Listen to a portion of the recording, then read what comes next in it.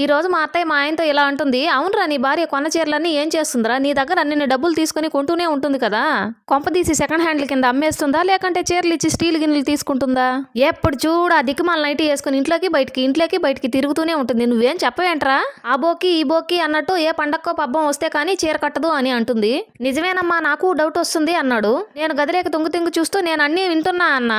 అబ్బే ఏం లేదమ్మా అంది. ఇంతలో మా ఆయన అబద్ధం ఏముంది అన్నాడు. నిజమే కదా, బీరువాలో అన్ని చీరలు పెట్టుకుని ఎప్పుడు చూడు ఈ నైటీ వేసుకోకపోతే అన్నాడు. మీకేం తెలుసు ఈ నైటీ గురించి, ఒక మా ఆడవాళ్ళకి తప్ప, అయినా నైటీలో ఉండే కంఫర్ట్ మీకేం తెలుసు, ఏదైనా ఫంక్షన్ కి వెళ్ళి వచ్చి ఆ చీర తీసి పక్కన పడేస్తే అప్పటి వరకు ఆగిన శ్వాస వెంటనే డబుల్ గా తిరిగి పీల్చుకున్నట్టు ఉంటుంది మాకు.